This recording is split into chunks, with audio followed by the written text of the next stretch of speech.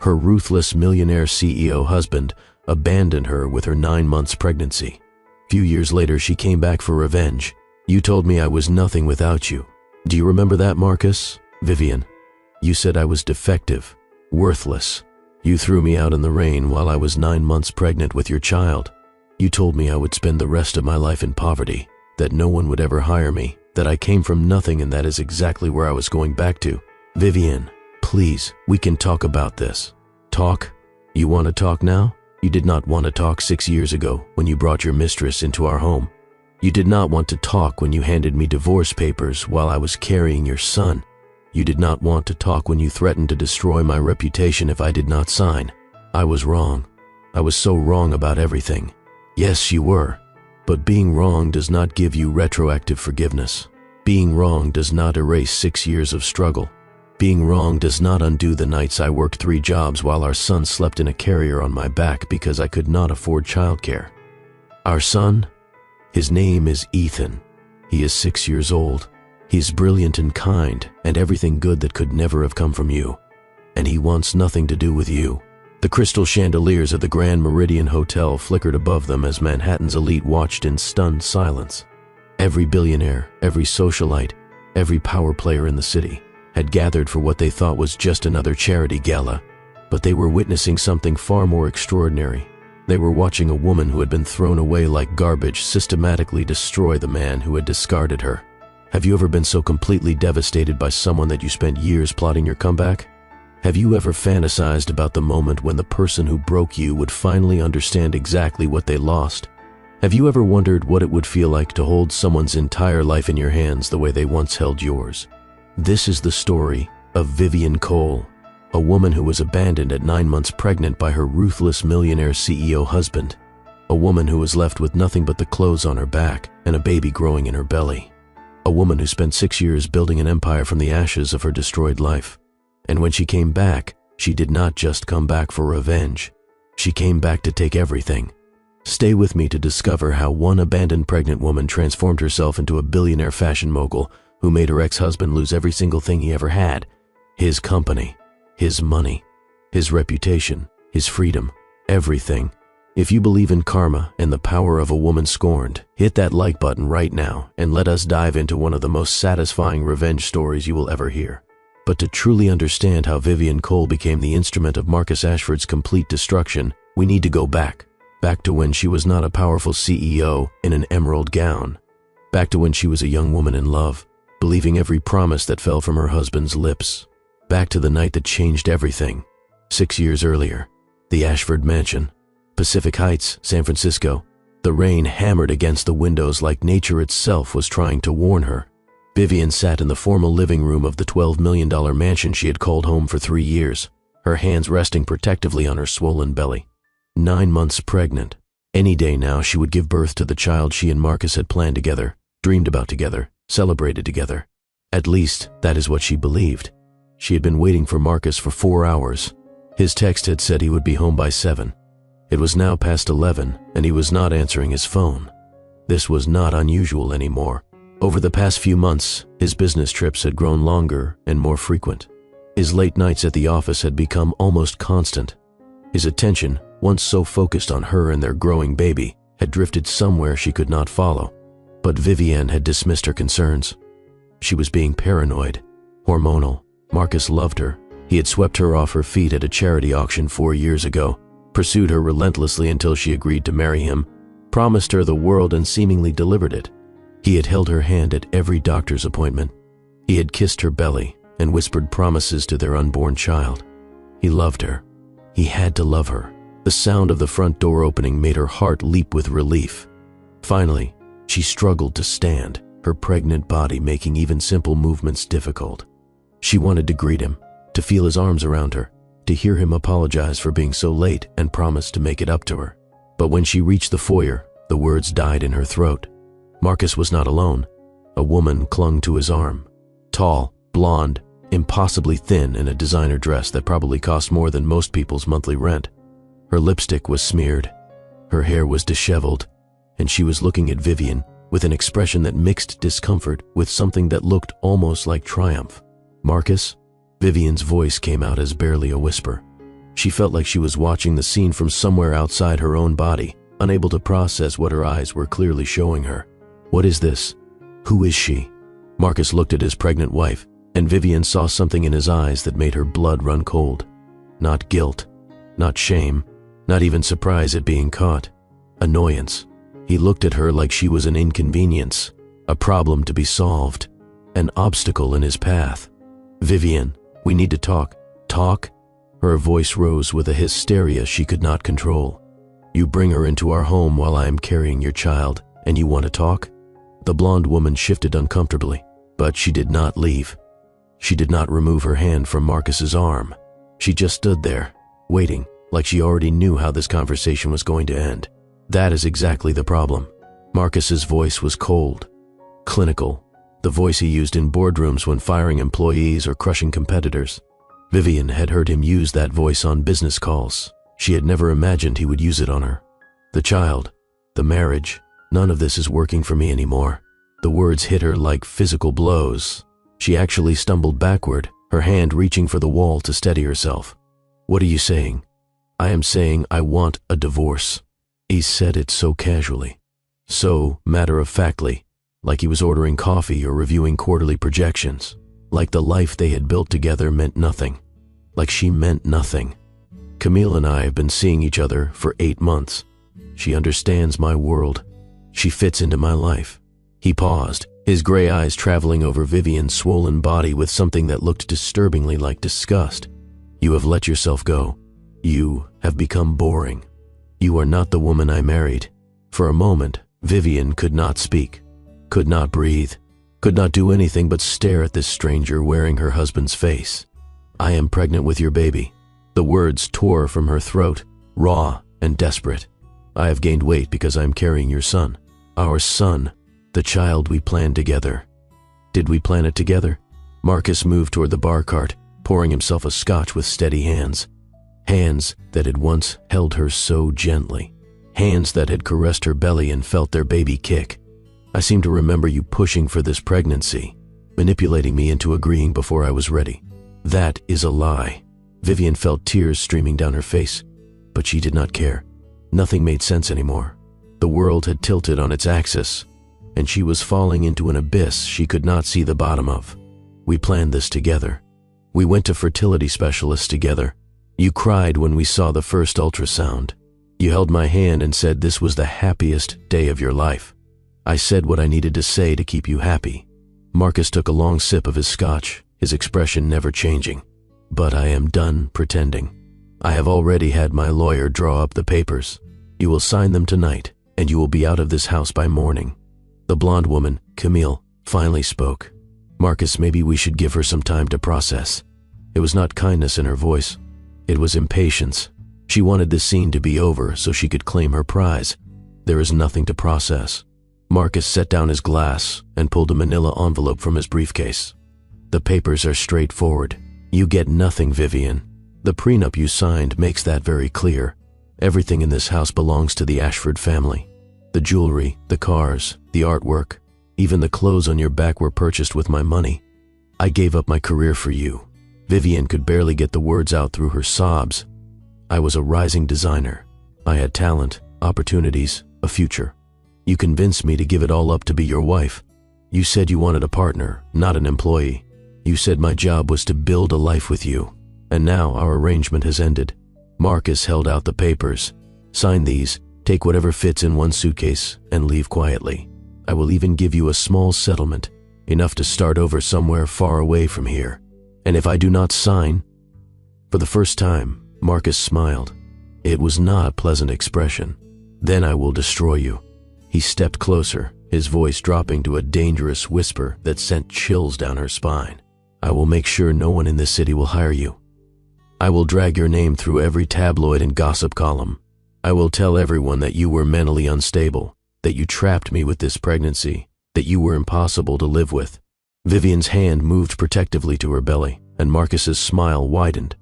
And when our child is born, I will fight for full custody. I will hire the best lawyers in the country, and I will make sure that baby grows up knowing exactly what kind of weak, pathetic woman his mother was. You would not. Try me, Vivian looked at the man she had loved with every fiber of her being, the man she had given up everything for, the man who had once promised to love her in sickness and in health, for richer or for poorer, until death did them part. She saw no remorse in his eyes, no hesitation, no trace of the man who had once held her while she cried, who had danced with her in the kitchen at midnight, who had promised her the world and seemed to mean it. That man was dead. Maybe he had never existed at all. Camille checked her watch with obvious impatience. "Marcus, we have dinner reservations." Vivian stared at her. This woman who had helped destroy her marriage without a second thought. This woman who was now standing in her home, wearing lipstick that was smeared from kissing her husband. "How long?" Vivian's voice was hollow. "How long have you been sleeping with my husband?" Camille had the decency to look slightly uncomfortable, but Marcus answered for her. "Long enough to know that she is everything you are not. Beautiful, exciting, from the right family, someone who enhances my life instead of holding me back." "I never held you back. You held me back by existing." The cruelty of the words was almost breathtaking. Every society dinner where I had to explain why my wife was wearing last season's fashion. Every business event where you said the wrong thing to the wrong person. Every moment I spent pretending that marrying beneath my station was not the biggest mistake of my life. Vivian felt something break inside her. Not just her heart, but something deeper. Something fundamental to who she was. "You used to say you loved that I was different. You said you were tired of society girls who only cared about money and status. You said I was refreshing, real." I lied. The two words were delivered with such casual indifference that Vivian finally understood the truth. Marcus Ashford had never loved her. He had loved the idea of her, the novelty of her. And when that novelty wore off, when she was no longer a shiny new toy but a pregnant wife who needed actual care and commitment, he had discarded her. "Sign the papers, Vivian. Take the settlement. Start over somewhere else." He held out the envelope again. "This is the best offer you are going to get. And if I fight, then you will lose everything, including our child." Vivian took the papers with hands that would not stop shaking. She looked at the pages filled with legal language designed to erase 3 years of marriage and reduce her to nothing. She looked at the signature line at the bottom where she was supposed to agree that she deserved nothing. She looked at Marcus one last time, searching for any sign of the man she had married. She found nothing. "Do you have a pen?" Marcus smiled triumphantly and handed her an expensive Mont Blanc, the same pen he had used to sign their marriage license. The irony was not lost on her. Vivian signed the papers, every page, every line, her signature shaky and almost illegible through her tears. When she was done, she handed the envelope back to her husband. Her ex-husband now. "You have 1 hour to pack." Marcus tucked the papers into his briefcase with obvious satisfaction. "Leave the jewelry. Leave the designer clothes. Take only what you brought into this marriage." Which was nothing. "Exactly." Marcus turned to Camille, his arm sliding around her waist. "Shall we go to dinner?" Camille smiled up at him adoringly, and together they walked out of the house. The house where Vivian had imagined raising her child. The house where she had planned to grow old with the man she loved. She heard his car start in the driveway. She would later learn that he drove straight to Camille's luxury apartment, where they celebrated his freedom over champagne and lobster. 1 hour. Vivian had 1 hour to pack her entire life into a single suitcase. She moved through the mansion like a ghost, collecting the few things that were truly hers. A photograph of her parents, both deceased now. A journal she had kept since college. The baby blanket she had been knitting for their son. A few maternity clothes that she had paid for with her own savings. Everything else, all the beautiful things she had accumulated over 3 years of marriage, belonged to Marcus. The Ashford family, as he had made so clear. When her suitcase was packed, Vivian stood in the foyer one last time. The grandfather clock struck midnight. Outside, the rain continued to fall, heavy and relentless. She had nowhere to go. Her parents were dead. An only child, she had no siblings to call. The few friends she had made before her marriage had drifted away over 3 years of being Mrs. Marcus Ashford. She had been so focused on her husband, on building their life together, that she had let every other relationship fade. Marcus had isolated her completely. Whether intentionally or not, the result was the same. She was alone, completely and utterly alone. Vivian opened the front door and stepped out into the rain. The water was cold, soaking through her thin maternity dress in seconds. She pulled her suitcase behind her, the wheels splashing through puddles as she walked down the long driveway. She did not look back. There was nothing left to look back at. The streets of Pacific Heights were empty at this hour. Vivian walked without direction, her body moving on autopilot while her mind tried to process the complete destruction of everything she had believed to be true. She was 9 months pregnant, homeless, penniless, and utterly alone. And somewhere in the back of her mind, a voice whispered that this was what she deserved. That Marcus was right, that she was worthless, defective, nothing. She walked for hours. The rain never stopped.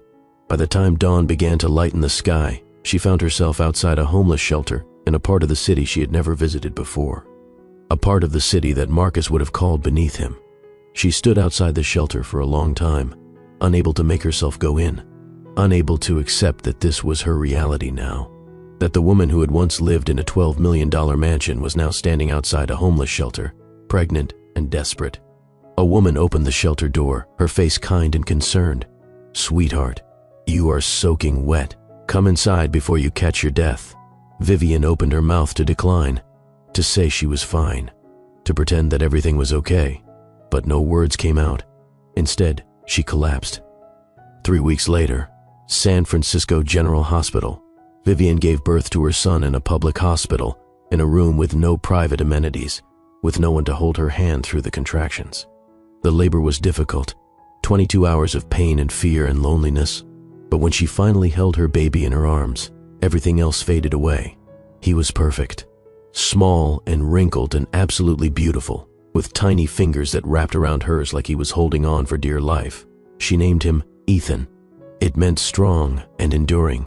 She chose the name because she knew he would need to be both. They would both need to be. The nurse who had helped deliver him looked at her with gentle sympathy. "Is there anyone you want us to call? The father?" "No." Vivian's voice was firm despite her exhaustion. "There is no father. There is just me." The nurse nodded, understanding more than Vivian realized. "Well, you are not alone anymore. You have him now." Vivian looked down at her son, at this tiny life that depended entirely on her for survival, and something shifted inside her. The broken woman who had walked out of the Ashford mansion in the rain was dead. The naive girl who had believed in love and happy endings was gone forever. In her place was someone new, someone harder, someone with a purpose that burned brighter than any pain. "I am going to build an empire." She whispered the words to her sleeping son, a promise that would define the next 6 years of her life. "And when I am done, your father will know exactly what he threw away." That was the night Vivian Cole made 2 decisions. First, she would survive. She would find a way to provide for her son, no matter what it took. Second, she would destroy Marcus Ashford, not quickly, not rashly, but methodically, strategically, completely. She would take everything from him, just as he had taken everything from her. And she would make him watch. Year 1. The breaking point that did not break her. The first year was the hardest, harder than anything Vivian had ever experienced or imagined. Harder than losing her parents. Harder than signing divorce papers while 9 months pregnant. Harder than giving birth alone.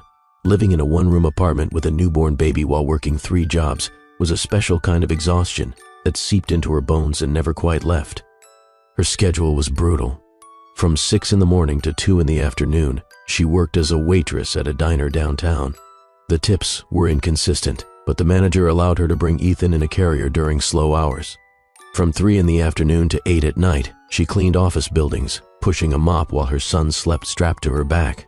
On weekends, she worked retail at a department store, standing for 8 hours straight while smiling at customers who looked right through her. She slept 2 hours a night, sometimes 3 if Ethan was cooperative. She survived on instant noodles and black coffee and the fierce determination that had replaced her broken heart. The money was never enough. Rent for even the smallest, most run-down apartment in the city was astronomical. Formula and diapers cost more than she had ever realized before becoming a mother. Childcare was completely out of reach, and everywhere she turned, Marcus's influence closed doors in her face. She had applied for jobs at every design firm in the city, every boutique, every fashion house, every company that might have valued her creative talents. The answer was always the same: polite rejection email or a phone call that ended abruptly when she gave her name. Marcus had made good on his threat. He had blacklisted her throughout the industry. No one would hire Vivian Cole, former wife of Marcus Ashford, because no one wanted to risk the wrath of one of the most powerful CEOs in California. But Vivian refused to give up. Late at night, after her shifts were done and Ethan was finally asleep, she would sit at the tiny kitchen table in her cramped apartment and sketch. Her fingers remembered what her heart had almost forgotten. She had been a talented designer once. She had created beautiful things that made people feel beautiful wearing them. That talent had not disappeared just because Marcus had thrown her away. She started small, buying damaged designer bags from thrift stores and repairing them with techniques she had learned in design school, purchasing fabric remnants and transforming them into unique accessories, creating something from nothing because nothing was all she had. She sold her creations online. $5 here, $10 there. Every penny went back into materials and supplies. Every sale, no matter how small, reminded her that she was more than the broken woman Marcus had left in the rain. One night, about 8 months into this grueling existence, Vivian hit a wall. Ethan had been crying for hours. He was teething, in pain, and unable to understand why. Her rent was 3 days late, and she had just received an eviction warning. She had burned her hand at the diner that morning and could barely grip her sketch pencil, and she had not slept more than 6 hours total in the past week. She sat on the floor of her apartment, her screaming baby in her arms, and for the first time since leaving the Ashford mansion, she let herself fall apart. "I cannot do this." She sobbed the words into Ethan's soft hair. "I am so tired. I am so alone. I am not strong enough." She cried until she had no tears left. Cried until Ethan finally exhausted himself and fell asleep against her chest. Cried until the first light of dawn crept through her small window. And then she looked down at her son's sleeping face. He was so peaceful, so trusting, so completely dependent on her to survive. She remembered Marcus's words from that night 6 months ago. Weak, pathetic, nothing without him. She remembered the promise she had made in the hospital. And she got up. Her legs were shaking. Her eyes were swollen from crying. Her burned hand throbbed with every movement. But she got up, because getting up was the only option. Because staying down meant Marcus was right. Because her son deserved a mother who refused to quit. She put Ethan in his crib, made a cup of coffee, and sat down at her table with her sketch pad. By the time she had to leave for her shift at the diner, she had designed 3 new accessories: a handbag with an innovative closure system, a scarf that could be worn 12 different ways, a jewelry set that looked expensive but could be made cheaply. They were not just designs anymore. They were the first products of her future empire. Year 2. The spark ignites. The breakthrough came in the form of a photograph. Vivian had been selling her designs online for over a year, building a small but loyal customer base. Her work was starting to gain attention in certain circles. Not the high fashion world that Marcus controlled, but the younger, more innovative corners of the industry that valued creativity over pedigree. One of her customers, a 23-year-old Instagram influencer with 2 million followers, wore Vivian's hand-designed scarf to a red carpet event. The photograph went viral.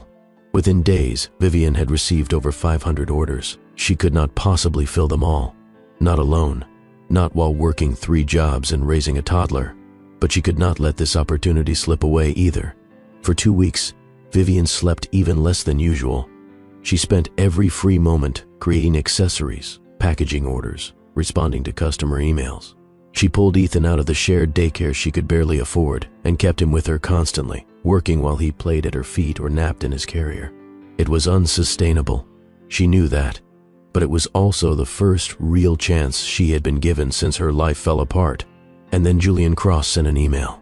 She almost deleted it, assuming it was spam.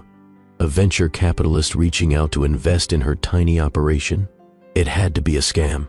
Rich men did not just offer money to struggling single mothers working out of studio apartments, but something made her respond. Maybe curiosity, maybe desperation, maybe the same stubborn refusal to give up that had kept her alive for the past 18 months. Julian Cross was not a scam. He was one of the most successful venture capitalists in Silicon Valley, known for backing unconventional founders that other investors overlooked. His portfolio included 3 unicorn companies and dozens of successful smaller ventures. And for some reason, he was interested in her. Their first meeting took place at a coffee shop in the Mission District. Vivian arrived with Ethan in a carrier on her chest, refusing to apologize for bringing her son to a business meeting. If Julian Cross could not handle a mother with a child, he was not the right investor for her anyway. Julian was younger than she had expected, maybe 35, with kind eyes behind expensive glasses and a suit that probably cost more than her monthly rent. He stood when she approached, shaking her hand with genuine warmth. "Ms. Cole, thank you for meeting me. I almost did not respond to your email." Vivian sat down, settling Ethan against her chest. Rich men offering money to struggling single mothers usually want something I am not willing to give. Julian's expression shifted from surprise to understanding to respect, all in the space of a few seconds. "I am offering money in exchange for equity in what I believe will be an extraordinarily successful company. Nothing more." "Why me?" "Because I've been watching your work for 6 months." Julian pulled out his tablet, showing her screenshots of her online store, reviews from customers, the viral photograph of her scarf. "Because every piece you create shows innovation, quality, and an understanding of what modern women actually want. Because you have built a following from nothing with no marketing budget and no industry connections. Because I have seen the numbers, and they are remarkable. The numbers are good because I work 20 hours a day." Vivian's voice was matter of fact. "I cannot scale this operation alone. I am one woman with a toddler and 3 part-time jobs. That is exactly why I am here." Julian leaned forward, his expression earnest. "I want to invest $2 million in your company. Enough to hire staff, rent proper manufacturing space, build real infrastructure. Enough to turn what you have started into something significant." Vivian stared at him, waiting for the catch. "What do you want in return?" 20% equity, a board seat, and the opportunity to watch you build something extraordinary. "You do not even know me." "I know enough." Julian met her eyes directly. "I know that you were married to Marcus Ashford and that he destroyed your reputation when you divorced. I know that he blacklisted you from every major fashion house in the state. I know that you have been fighting against his influence for 18 months and have not only survived but thrived." Vivian felt her walls go up immediately.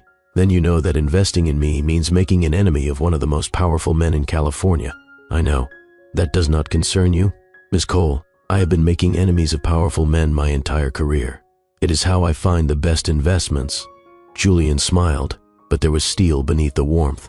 "The founders that the establishment rejects are often the most motivated to succeed. And you, from everything I have observed, are extraordinarily motivated." Vivian was quiet for a long moment. Ethan stirred against her chest, making small contented sounds. She looked down at her son, at the child who had given her the strength to keep going when everything seemed impossible. "Why should I trust you?" She did not look up when she asked the question. "The last rich man who made me promises destroyed my life." "I am not asking you to trust me." Julian's voice was gentle. "I am asking you to trust yourself. I am just providing the resources. Every decision, every direction, every aspect of this company will be yours. I invest in people, Ms. Cole, and I believe you are worth investing in." Vivian finally looked up, searching his face for any sign of deception, any hint of the manipulation she had learned to recognize from her years with Marcus. She found nothing but sincerity. "I need to think about it." "Of course. Take whatever time you need." Julian slid a business card across the table. "But Ms. Cole, for what it is worth, I think you have already made your decision. You just need time to believe you deserve this opportunity." He was right. She called him 3 days later and accepted his offer. Year 3 through year 6. The empire rises. What followed was the most transformative period of Vivian's life. With Julian's investment, she rented a small manufacturing space in Oakland and hired her first 3 employees. She named her company Lumiere, French for light, because she wanted to create beautiful things that made women feel illuminated from within. The first year after Julian's investment was chaotic. Learning to manage employees, production schedules, inventory, marketing, customer service. Vivian made mistakes, some of them costly, but she learned from each one, adjusting her approach, refining her vision. By year 3, Lumiere had expanded from accessories into clothing. Simple, elegant pieces that looked expensive but were accessible to middle-class women who wanted luxury without the ridiculous price tags. The designs were distinctly Vivian's, combining classic silhouettes with innovative details that made each piece feel special. Celebrities started wearing Lumiere, not because they were paid to, but because they genuinely loved the brand. Social media influencers featured her products in authentic posts, drawn by the quality and the story behind the company. a former trophy wife who had rebuilt herself from nothing into a fashion force. By year 4, Lumiere had boutiques in 3 cities and a thriving online presence. Revenue had grown from 6 figures to 8 figures. Fashion magazines were calling Vivienne the industry's most exciting newcomer. By year 5, Lumiere was valued at $800 million.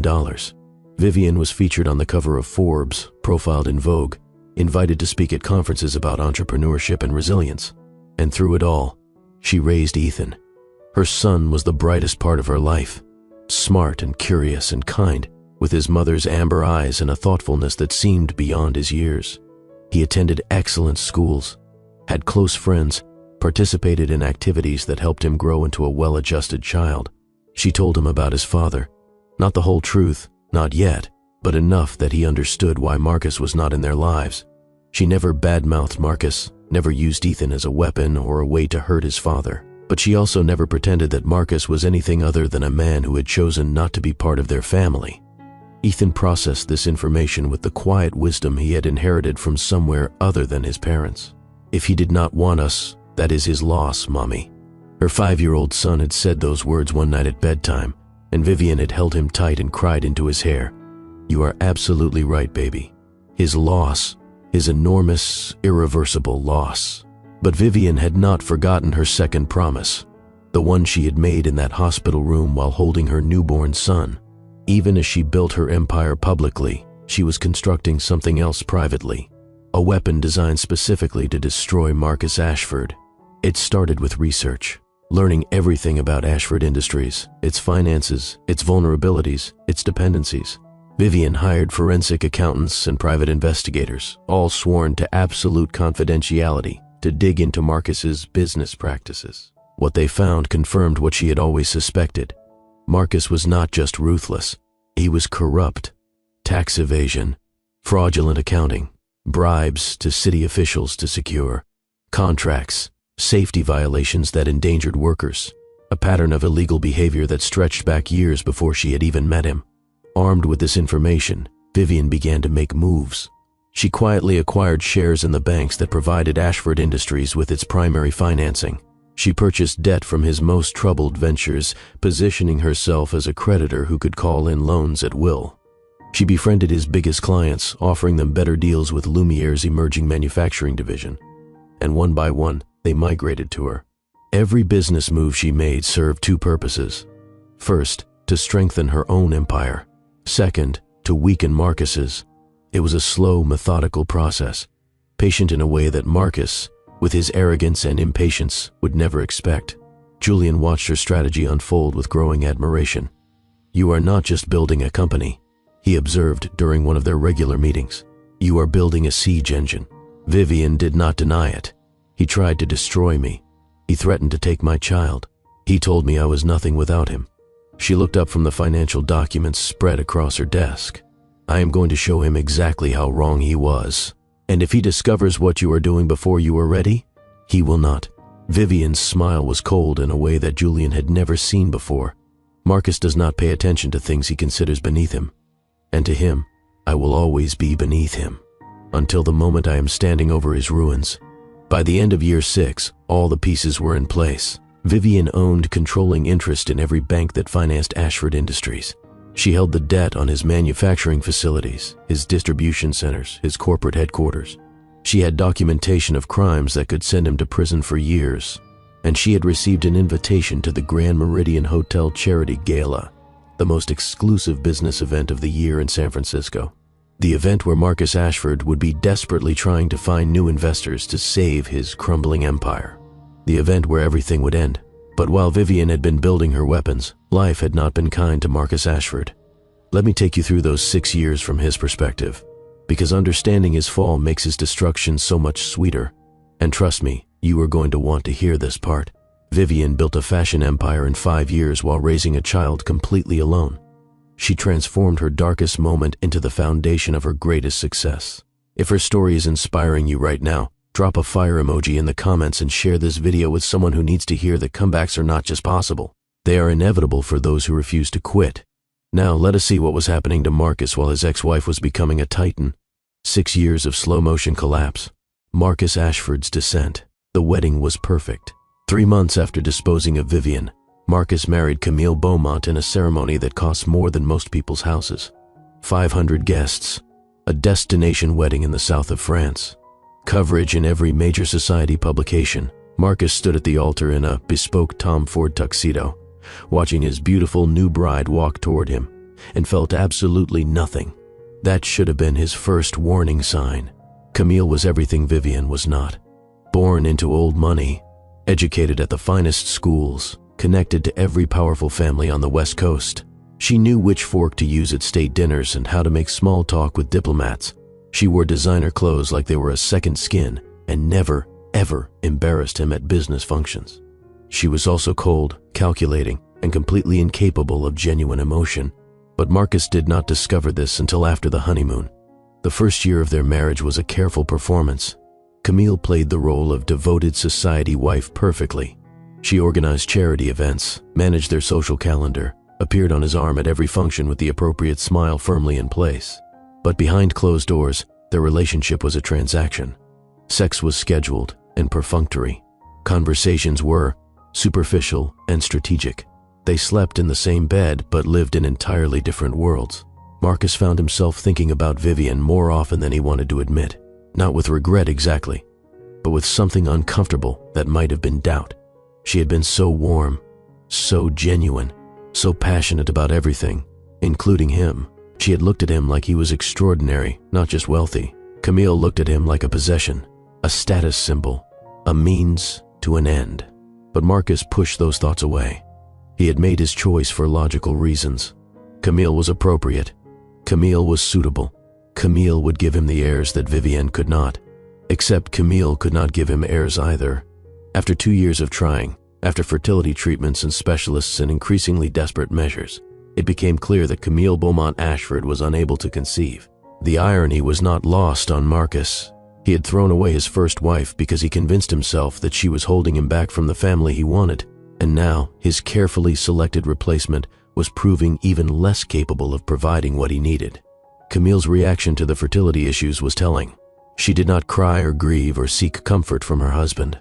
She became angry, bitter, resentful. She blamed Marcus's genetics. She blamed stress from his business. She blamed everything and everyone except the cruel twist of fate that had made motherhood impossible for her. Their marriage, never warm to begin with, became actively hostile. And that was just the beginning of Marcus's problems. By year 3, strange things started happening to Ashford Industries. Clients who had been loyal for decades suddenly began exploring other options. Banks that had always been accommodating started asking more questions, demanding more documentation. Key employees, people Marcus had trained and trusted, began accepting offers from competitors. At first, Marcus dismissed these incidents as coincidences, the normal fluctuations of business. Nothing to be concerned about, but the pattern continued. His biggest manufacturing contract fell through when the city pulled permits for a new facility. His most reliable suppliers switched to a competitor, citing better terms. His CFO of 15 years resigned without explanation, taking intimate knowledge of the company's finances with him. Someone was targeting him. Marcus was certain of it, but he could not figure out who. He had made enemies over the years, certainly. No one became as successful as him without stepping on a few toes. But this felt different. This felt personal. This felt like someone who knew exactly where he was vulnerable and was systematically exploiting every weakness. He hired investigators to look into the matter. They found nothing concrete, just a web of companies and holding firms and anonymous investors that seemed designed specifically to obscure any connection to a single source. Meanwhile, Marcus started hearing about a new fashion brand called Lumiere. At first, he paid no attention. Fashion was not his industry, but the name kept coming up. At dinner parties, in business publications, in conversations with his wife, who had become obsessed with acquiring pieces from the mysterious new designer. Vivian Cole. That was the name attached to Lumiere's success. V. Cole on the magazine covers. But Marcus never made the connection. Why would he? Vivian had been his wife, yes, but she had been nobody before him and certainly nobody after him. He had made sure of that. She was probably working some menial job somewhere, struggling to survive, exactly as he had predicted. The idea that the woman he had thrown away might be the same person building a fashion empire never crossed his mind. That was his second fatal mistake. By year 5, Ashford Industries was in serious trouble. The mysterious financial attacks had escalated. Loans were being called in unexpectedly. Credit lines were being reduced. The company's stock price, once robust, had begun a steady decline that showed no signs of reversing. Marcus worked 18-hour days trying to stabilize the situation. He fired executives, restructured departments, cut costs ruthlessly. But nothing seemed to help. His marriage provided no comfort. Camille had essentially moved into their guest bedroom, communicating with him primarily through assistants and terse text messages. She spent his money lavishly while providing nothing in return. No companionship, no support, no children. His mother, the one person who had always believed in him unconditionally, was dying. Helena Ashford had been diagnosed with pancreatic cancer shortly after Marcus's wedding to Camille. She had fought hard for 5 years, but the disease was winning. By the time Marcus's business troubles reached their peak, she was bedridden in a hospice facility, drifting in and out of consciousness. She died on a Tuesday morning, while Marcus was in a meeting trying to save a contract worth $50 million. He lost both. The funeral was attended by hundreds of people, most of whom were there to be seen rather than to mourn. Camille stood beside him, playing the role of grieving daughter-in-law with typical precision. She had never even liked Helena, but she cried on cue for the cameras. That night, alone in his study, Marcus drank half a bottle of scotch and wondered where everything had gone wrong. He was 42 years old. His mother was dead. His marriage was a sham. His company was crumbling. His reputation, once unassailable, was being quietly eroded by forces he could not identify. And somewhere in the back of his mind, he thought about Vivian, about the way she used to look at him, about the warmth in her voice when she said his name, about the child she had been carrying when he threw her away. He wondered if it had been a boy or a girl. He wondered if Vivian had survived. He wondered for the first time if he had made a terrible mistake. But then he poured another drink and pushed the thoughts away. Too late for regret. Too late for anything. 2 weeks before the gala, Marcus received a lifeline. An anonymous investor expressed interest in providing bridge financing for Ashford Industries, enough money to stabilize the company and buy time to restructure. The terms were generous, almost suspiciously so. Marcus did not care about the terms. He was drowning, and someone was throwing him a rope. He agreed to meet the investor at the Grand Meridian Hotel Charity Gala. The event was perfect, public enough to seem legitimate, private enough to negotiate in detail.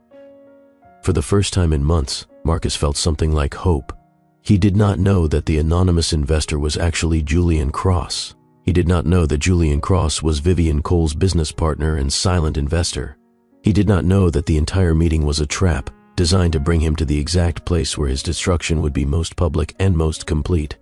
He did not know that his ex-wife, the broken pregnant woman he had thrown out in the rain 6 years ago, was about to walk into that gala and take everything from him. But he was about to find out. The night of the gala, 6 years of preparation coming to fruition. Vivian woke before dawn on the morning that would change everything. She lay in bed for a long moment, staring at the ceiling of the penthouse apartment she had earned through years of sacrifice and struggle. The silk sheets beneath her cost more than a month's rent at that tiny studio apartment where she had once cried herself to sleep. The view through her floor-to-ceiling windows showed a city that had once rejected her, now spread beneath her like a kingdom waiting to be claimed. She did not feel triumphant. Not yet. She felt calm, focused, ready. Her phone buzzed with a message from her legal team. All documents prepared, federal contacts on standby, media briefing scheduled for tomorrow morning. Everything is in position. She typed a simple response. Proceed as planned. Then she got out of bed to prepare for war. Her morning routine was sacred. Exercise first, an hour of boxing that she had taken up 3 years ago when she realized that physical strength made her feel powerful in ways that money never could. Then meditation, 15 minutes of clearing her mind and centering her intentions. By 8 o'clock, she was in the kitchen making breakfast for Ethan. Her son bounded into the room with the energy that only 6-year-olds possessed, his dark hair messy from sleep, his amber eyes bright with curiosity. He was wearing his favorite dinosaur pajamas and carrying a stuffed elephant that he had named Professor Trunk. Good morning, Mommy. What are we having? Pancakes with the funny faces. Yes. Ethan climbed onto his stool at the kitchen island, watching as Vivian prepared their breakfast. He was quiet for a moment, which usually meant he was thinking about something important. Mommy, you seem different today. Different how? Serious. Like when you have important meetings, but more. Vivian flipped a pancake, considering how much to tell her son. She had always been honest with him about age-appropriate matters. She had explained in simple terms why his father was not part of their lives. She had told him about building her company, about working hard, about never giving up even when things seemed impossible. But this was different. This was revenge. And she was not sure how to explain revenge to a 6-year-old. I have a very important event tonight. Something I have been planning for a long time. Is it about the bad man? The one who made you sad? Vivian set down her spatula and turned to face her son fully. His perception never failed to amaze her. He had inherited her emotional intelligence along with her eyes. Yes, baby, it is about him. Are you going to hurt him? The question was asked with genuine curiosity, not judgment. Ethan was trying to understand, not accuse. I'm going to make sure he cannot hurt anyone else the way he hurt us. There is a difference. Ethan considered this for a moment, his small face serious. Like when Tommy pushed me at school and the teacher made sure he could not do it again?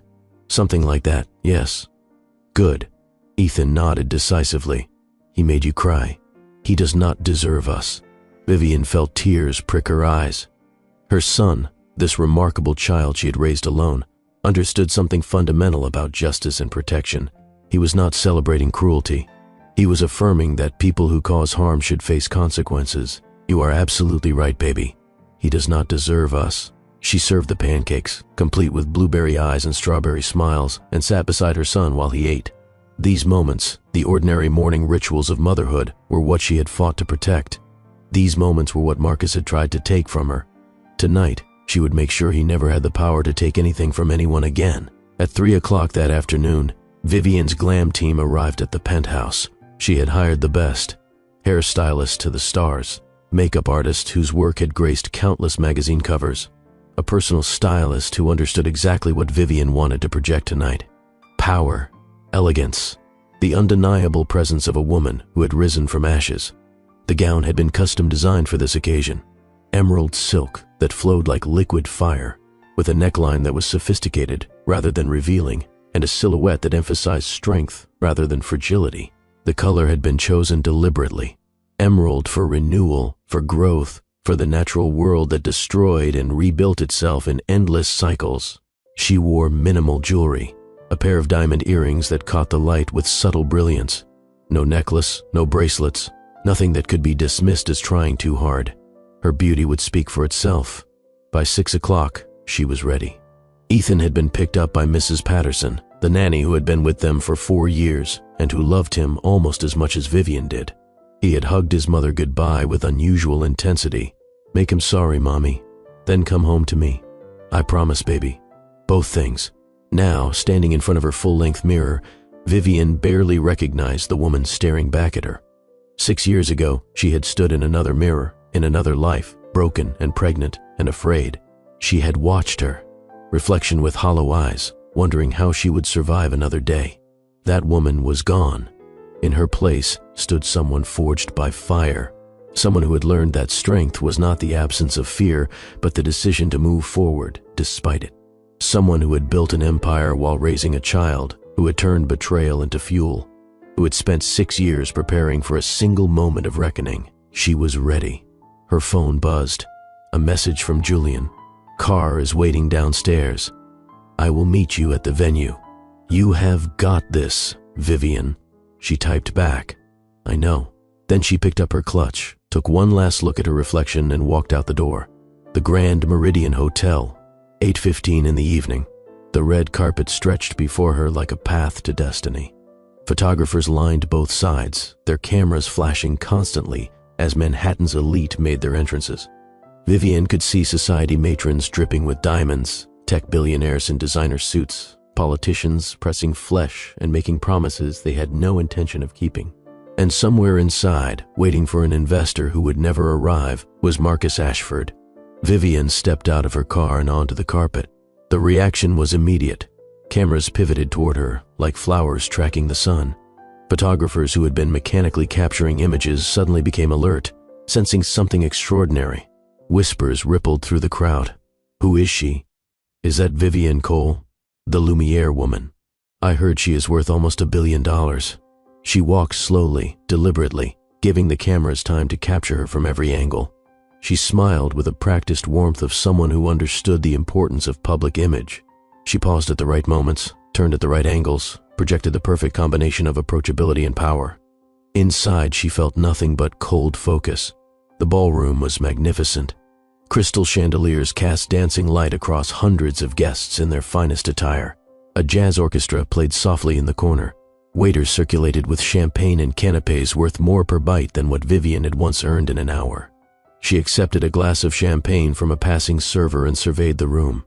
There, Marcus stood near the far end of the ballroom, engaged in conversation with two men Vivian recognized as hedge fund managers. He was wearing a navy suit that probably cost $10,000, and he looked every inch the successful CEO. But she could see the cracks beneath the surface, the tension in his shoulders, the way his smile did not quite reach his eyes, the slightly desperate edge to his gestures as he tried to convince these men of something. He was pitching them, trying to secure investment, trying to save his sinking ship. He had no idea that the iceberg was already inside the ballroom. Vivian moved through the crowd with purpose, stopping occasionally to greet people she knew. Business associates, fashion industry contacts, journalists who had covered her rise. Each conversation was strategic, building visibility, ensuring that everyone would remember she was here when the evening's main event unfolded. Julian found her near the champagne fountain, his expression carefully neutral but his eyes bright with anticipation. He's in position. I see him. His people reached out to me again this afternoon. They are desperate. Good. Desperate people make mistakes. Are you ready? Vivian looked across the room at the man who had destroyed her life and then erased her from his memory.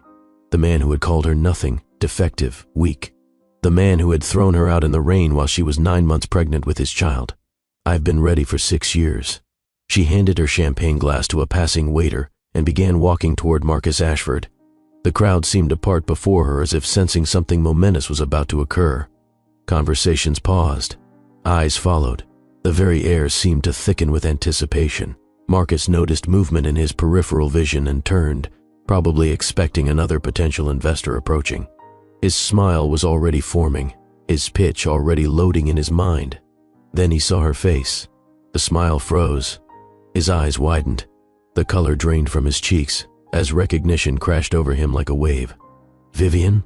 His voice was barely a whisper, but she heard it clearly. The two hedge fund managers glanced between them with obvious curiosity. Hello, Marcus. Vivian stopped a few feet away from him, allowing the distance to emphasize the transformation she had undergone, allowing him to fully absorb the sight of the woman he had discarded. You know him? One of the hedge fund managers asked. We used to be married. Vivian's voice was pleasant, conversational, giving no hint of the fury beneath the surface. A long time ago, before I built Lumiere. Wait, the other manager's eyes widened. You are Vivian Cole? The Lumiere Vivian Cole? That is right. And you were married to Ashford for 3 years. It ended rather badly. Marcus seemed to be struggling to process what he was seeing. His mouth opened and closed several times before he managed to speak. Vivian. I did not know. I heard about the fashion mogul named Cole, but I never thought. I never connected. Of course you did not. Vivian allowed a small smile to touch her lips. You never paid attention to things you considered beneath you. And I was always beneath you, was I not, Marcus? The hedge fund managers exchanged glances, clearly sensing undercurrents they did not fully understand. They made polite excuses and withdrew, leaving Marcus and Vivian facing each other. Camille appeared at Marcus's elbow, her expression transitioning from curiosity to irritation to something approaching alarm as she took in the scene. Marcus, who is this? Why are you looking at her like that? Camille, this is Vivian. Vivian, my wife Camille. Vivian looked at the woman who had stood in her foyer 6 years ago, smirking while Vivian's marriage crumbled. We have met. You were wearing my husband's lipstick on your face at the time, and considerably less clothing than you are now. Camille's face flushed crimson. I do not know what you think you are doing here, but Marcus and I are very happy. Whatever you hope to accomplish by showing up like this has failed. Oh, I have not even started accomplishing things yet. Vivian turned her attention back to Marcus, who still looked like he was seeing a ghost. You look older, Marcus. Tired, stressed. Running a failing company will do that to a person, I suppose. How do you know about my company? I know everything about your company." Vivian reached into her clutch and pulled out her phone. "I know about the loans you cannot repay, the clients you cannot keep, the employees who are jumping ship. I know about the banks calling in their debts and the investors refusing your calls. That is confidential business information." "Yes, it is." She tapped her phone screen and looked up at him with cold satisfaction. "Which is why it was so expensive to acquire. But I have found that the best investments require significant capital." "What are you talking about?" "Check your email." Marcus stared at her for a long moment, then pulled out his own phone with hands that were not quite steady. He navigated to his inbox, opened the most recent message, and began reading. Vivian watched his face transform. Confusion gave way to disbelief. Disbelief gave way to horror. Horror gave way to something approaching panic. "This is not possible. It is not only possible, it is already done." Vivian stepped closer, her voice dropping to a level that only he could hear. "I own your company, Marcus. Not directly, of course. That would have been too obvious. But I control the banks that hold your loans. I own the debt on your facilities. I have acquired a majority stake through a network of holding companies that you never thought to investigate. You cannot do this." His voice was desperate now, the polished executive mask completely shattered. "This is illegal. This is corporate fraud. Actually, it is perfectly legal. I had very good lawyers review every step." Vivian smiled. "The illegal activities are all on your side. The tax evasion, the fraudulent accounting, the bribes to city officials. I have documentation of everything. How did you get that?" "I told you.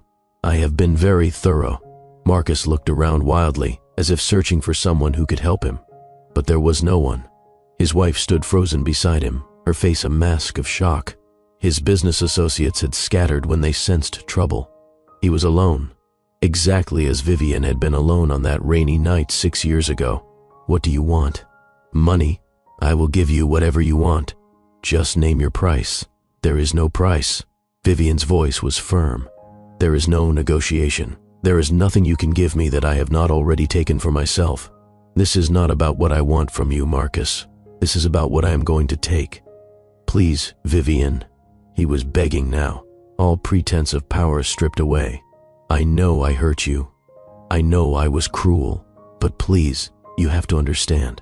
I was young and stupid and scared. You were 33 years old. You were the CEO of a major corporation, and you threw your pregnant wife out into the rain because she had become inconvenient. I made a mistake. You made a choice." Vivian's voice cut through his protests like a blade. "You chose Camille over me because she was better connected. You chose your family's approval over our child's life. You chose social status over love, and you did it deliberately, knowing exactly what you were doing to me." "Our child?" For the first time, something other than fear flickered in Marcus's eyes. "Vivian, the baby. What happened to the baby? He is none of your concern. I have a son. You have nothing." Vivian stepped back, raising her voice just enough to carry to the growing crowd of curious onlookers.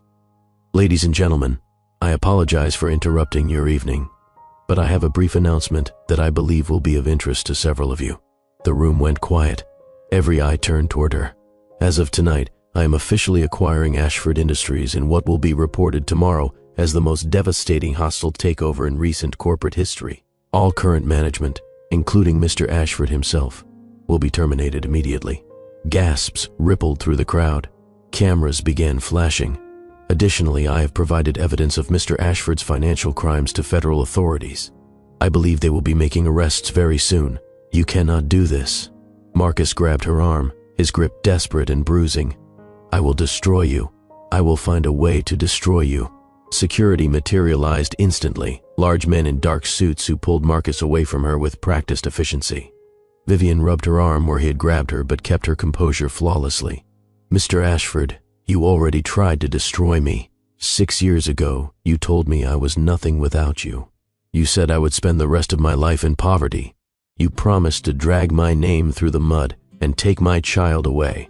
She straightened her posture, looking every inch the queen she had become. "You failed, and now you will spend the rest of your life knowing exactly what you lost. Wait." Camille's voice cut through the murmuring crowd. "You have a child with my husband." Vivian turned to look at the woman who had helped destroy her marriage. I do. His name is Ethan. He is 6 years old, brilliant and kind and everything good that could never have come from a man like Marcus. I have raised him alone, and he has thrived beyond anything you could imagine.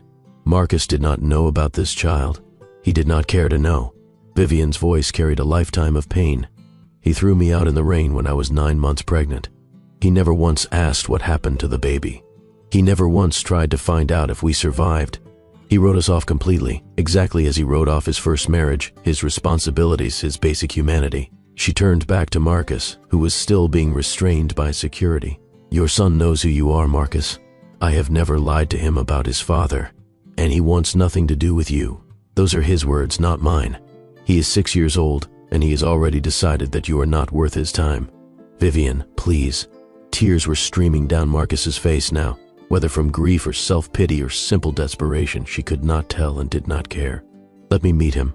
Let me explain. He is my son. He is my son. Vivian's voice was fierce. I carried him alone. I gave birth to him alone. I raised him alone while working 3 jobs and building an empire from nothing. You contributed nothing but genetic material and the trauma that made me strong enough to survive. I can be different. I can change. It is too late for change. She nodded to the security team. Please escort Mr. Ashford out of the building. I believe the federal agents waiting outside will want to speak with him. As they dragged Marcus toward the exit, he kept calling out to her. Apologies, promises, desperate pleas for mercy. Vivian did not watch him go. Instead, she turned to Julian, who had materialized at her side during the confrontation. It is done. How do you feel? She considered the question carefully. Empty. Satisfied, but empty. That is normal. Revenge is a meal that does not nourish. I know. Vivian looked around the ballroom at the shocked faces of Manhattan's elite. But it was necessary. He needed to face consequences. And I needed to prove to myself that I was not the broken woman he left in the rain. You proved that years ago, maybe. But I needed him to know it too. Julian squeezed her hand gently. Let us get you home. Your son is waiting. Marcus Ashford was arrested in the parking garage of the Grand Meridian Hotel. Federal agents had been waiting, their warrants prepared based on the evidence Vivian had provided. He was charged with 12 counts of fraud, 6 counts of tax evasion, 3 counts of bribery, and multiple securities violations. The media frenzy was immediate and overwhelming. Billionaire CEO destroyed by ex-wife he abandoned. Pregnant woman thrown out in rain returns as vengeful billionaire. The most spectacular revenge in corporate history. Every news outlet covered the story. Every business publication analyzed the takeover. Every tabloid ran features on Vivian's transformation from discarded trophy wife to powerful mogul. Camille filed for divorce within 48 hours. With Marcus's assets frozen and his empire crumbling, she saw no reason to remain attached to a sinking ship. She hired the most aggressive divorce attorney in New York and began the process of claiming everything that was not nailed down. Marcus's fair-weather friends disappeared overnight. The society connections who had once vied for his attention suddenly could not remember his name. The business associates who had laughed at his jokes and attended his parties found urgent reasons to be elsewhere. Within a month, Marcus Ashford had lost everything. His company was dismantled and absorbed into Lumiere's expanding operations. His real estate was seized by creditors. His bank accounts were frozen pending investigation. His reputation was destroyed beyond any hope of recovery. The trial was swift and merciless. The evidence Vivian had compiled was overwhelming. Former employees testified about his illegal practices. Forensic accountants detailed years of financial crimes. Banks produced records of fraudulent transactions. Marcus was convicted on all counts and sentenced to 3 years in federal prison. Vivian did not attend the sentencing. She had made her point at the gala. She had no interest in watching her ex-husband's final humiliation. That chapter of her life was closed. But something unexpected happened in the weeks following her revenge. She did not feel better. This is the part of the story that nobody tells you about revenge, the part that Vivian had to discover for herself. For 6 years, destroying Marcus had been her North Star. Every decision, every sacrifice, every exhausting day had been fueled by the vision of this moment. She had imagined it countless times, the look on his face when he realized what was happening, the sound of his voice begging for mercy, the satisfaction of watching everything he valued crumble to dust, and the reality had matched her imagination almost perfectly. So why did she feel so empty? She sat in her penthouse on the night after the gala, staring out at the city lights, and tried to understand the hollow feeling in her chest. She had won. Completely and utterly won. Marcus was destroyed. Her company was thriving. Her son was safe and happy. She should be celebrating. Instead, she felt lost. Julian noticed it first. They had dinner together 3 days after the gala at a quiet restaurant where they could talk without being overheard. He watched her pick at her food, her mind clearly somewhere else. "You are not sleeping." It was not a question. "How can you tell?" "The shadows under your eyes. The way you are holding yourself. The fact that you have checked your phone 17 times since we sat down, even though there is nothing urgent happening." Vivian set down her fork and sighed. "I keep expecting to feel different. I planned this for 6 years. I sacrificed everything for this moment, and now it is over, and I do not know what to do with myself." "That is understandable." Julian's voice was gentle. "You built your entire identity around this goal. Now that it is achieved, you need to find a new identity. I thought destroying him would fix something inside me. I thought it would heal the wound he left. And it did not." Vivian looked up at him, her amber eyes glistening. "I still wake up sometimes and feel like that broken pregnant woman stumbling through the rain. I still hear his voice telling me I am nothing. I still carry the weight of everything he did to me, because revenge does not heal." Julian reached across the table and took her hand. "It provides justice, which is important. It provides closure, which is necessary. But healing is something different. Healing requires forgiveness and moving forward and choosing to define yourself by something other than your wounds. How do I do that?" "I do not know, but I do know that you do not have to figure it out alone." For a long moment, Vivian just looked at him. This man who had believed in her when no one else would, who had invested in her potential without demanding anything in return, who had stood by her side through years of planning and preparation without ever pushing for more than she was willing to give. "Julian, why have you never asked me out?" The question surprised them both. "I did not want to complicate our business relationship, and I could see that you were not ready."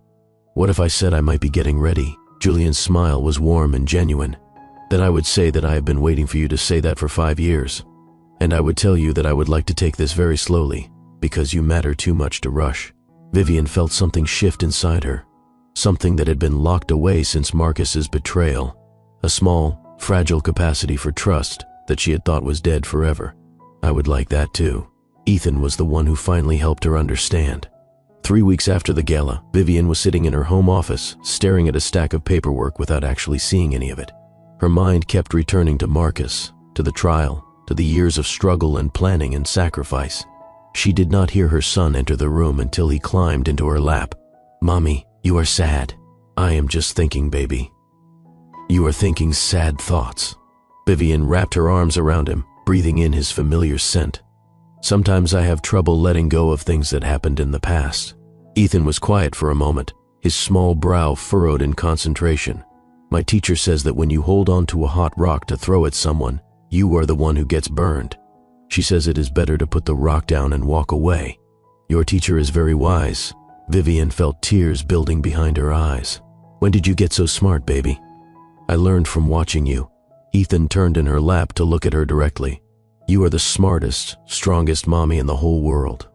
You built everything from nothing. You took care of me all by yourself. You beat the bad man who tried to hurt us." He reached up and wiped a tear from her cheek. "But you forgot how to be happy. Can we work on that now? Can we put down the hot rock?" Vivian held her son close and cried, not tears of pain or anger or grief, but tears of release, tears of letting go. Her 6-year-old child had seen what she could not see herself, that holding on to rage was burning her from the inside out, that revenge had been necessary but was never meant to be permanent, that the best use of her energy was not destroying her enemy, but building a life worth living. "Yes, baby," she whispered into his hair. "We can work on being happy now. Mommy is going to put down the rock." The healing did not happen overnight. Vivian started seeing a therapist, something she had avoided for years because she did not want to seem weak.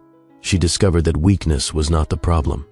Refusing to ask for help was the weakness. True strength meant acknowledging when you needed support. She talked about Marcus, about the marriage, about the betrayal. She talked about her parents, both gone before she ever needed them most. She talked about the years of struggle, the sacrifices, the single-minded focus on revenge that had sustained her but also consumed her. Slowly, she began to release the weight. She started doing things purely for enjoyment, not because they advanced her career or served her revenge. She took Ethan to the beach on weekends. She rekindled old friendships that she had neglected during her years of building and plotting. She read novels instead of business reports. She learned to cook elaborate meals and laughed when they did not turn out perfectly. And she let Julian into her heart. Their relationship developed slowly, exactly as he had promised. They had dinner twice a week, then 3 times. He came to Sunday brunches with Ethan and proved to be endlessly patient with a 6-year-old's questions and energy. He never pushed, never demanded, never made Vivian feel like she owed him anything.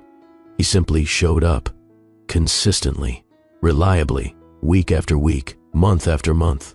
This is what real love looks like. Vivian realized it one Sunday afternoon, watching Julian and Ethan play catch in the park. The man who had invested millions in her company was now chasing a football with her son, laughing when Ethan tackled him into the grass. He was not trying to impress her. He was not performing affection to achieve some goal. He genuinely cared about her child, about her happiness, about building something real. The contrast with Marcus was stark and undeniable. Marcus had never played with her, never been silly, never let his guard down, never shown her anything but the polished surface he presented to the world. Their relationship had been about status and appearance, about what she could provide for his image. Julian wanted to know her, the real her, the messy, complicated, wounded woman beneath the successful CEO exterior. "I love you." She said it for the first time that night, after Ethan was asleep and they were sitting on her terrace watching the sunset. Julian went very still. "Are you sure?" "I have never been more sure of anything." Vivian turned to face him. "You saw me at my worst. You saw me consumed by revenge, driven by rage, incapable of letting anyone get close. And you stayed anyway. You waited for me to be ready. You loved me before I could love myself. I could not help it." Julian's voice was rough with emotion. "You are the most extraordinary woman I have ever known. Your strength, your determination, your fierce love for your son. Watching you build yourself from nothing into everything has been the privilege of my life. I was so broken when you found me. You were not broken. You were forged. There is a difference." Vivian leaned in and kissed him.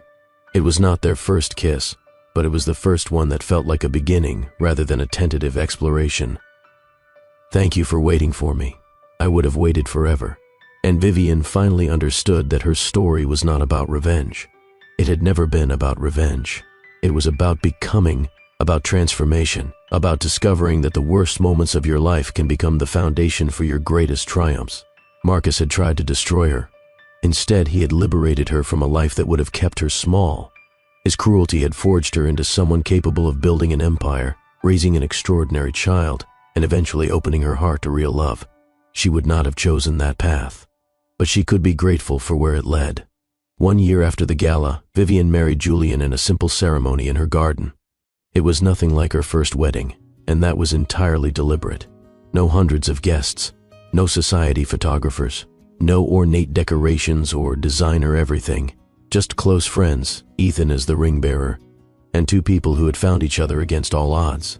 Vivian wore a simple white dress that she had designed herself. Julian wore a suit without a tie. They wrote their own vows, and both of them cried while reading them. "I promise to never make you feel less than extraordinary." Julian's voice was steady despite his tears. "I promise to support your dreams, celebrate your victories, and hold you through your struggles. I promise to love your son as my own, and to show up for both of you every single day for the rest of my life." Vivian's hands shook as she held her own vows. "I promise to trust you with my heart, even though trusting has never been easy for me. I promise to choose joy over bitterness, hope over fear, love over protection. I promise to build a life with you that is about more than survival, a life full of laughter and adventure and the kind of happiness I once thought was not meant for people like me." They were married under a canopy of flowers that Ethan had helped choose. They danced in the garden as the sun set, and their son ran between them, laughing with pure joy. It was everything Vivian had never dared to dream of. This brings us back to the present day. Vivian is now 40 years old. Lumiere is worth $3 billion and shows no signs of slowing down. She speaks at conferences around the world about resilience, entrepreneurship, and the power of transformation. Julian is her partner in every sense of the word, co-parenting Ethan, supporting her career, building a life together that neither of them expected to find. Ethan is 12 now, thriving in school, passionate about science and soccer, wise beyond his years. He has Julian's last name legally, a choice he made himself on his 10th birthday. He has never met his biological father and has expressed no desire to do so. Marcus served his full 3-year sentence. He was released to a world that had completely forgotten him. The billionaire CEO who once commanded respect and fear now works as a sales associate at a department store in a city far from San Francisco. He lives in a small apartment and drives a used car and spends his evenings alone, haunted by memories of everything he lost. He tried once to contact Ethan. He wrote a letter, carefully crafted, full of explanations and apologies and pleas for connection. Ethan read the letter with the calm wisdom that had always defined him. Then he walked to the paper shredder and fed it through without hesitation. He is not worth the paper it is written on. That was all he said. Then he looked at Julian. "Dad, want to shoot some hoops before dinner?" Julian's eyes glistened as he nodded. That single word, "Dad," meant more than any revenge ever could. Some people might feel sorry for Marcus. Some people might say that Vivian went too far, that she should have been satisfied with building her own success without actively destroying him. But those people do not understand what it means to be discarded. They do not understand the weight of being told you are worthless by someone you trusted completely. They do not understand the years of struggle, the nights of despair, the constant fear that you will not survive another day. Vivian did not just seek revenge. She sought justice. She ensured that a man who had harmed her could not harm anyone else. She exposed crimes that would have continued indefinitely if she had not intervened. And then, when justice was served, she chose to move forward.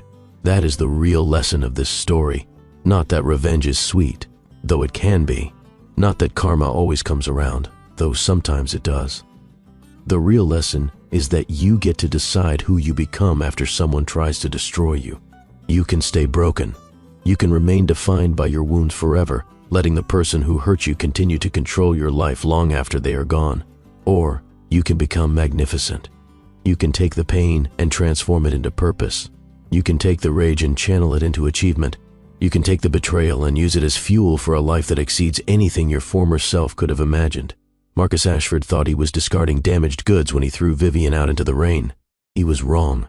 He was throwing away a seed. And from that seed grew a woman who built an empire, raised an extraordinary child, found true love, and lived the rest of her life on her own terms. That is the power of transformation. That is the strength that lives inside every person who refuses to stay broken. That is the story of Vivian Cole. If this journey of betrayal, revenge, and ultimate redemption has touched you, I want you to do something right now. Hit that subscribe button and turn on notifications, because stories like this one are what we do here. Share this video with someone who needs to hear that their darkest chapter can become the foundation of their greatest triumph. And in the comments below, tell me your story. Have you ever been underestimated by someone who later regretted it? Have you ever risen from ashes that someone else created?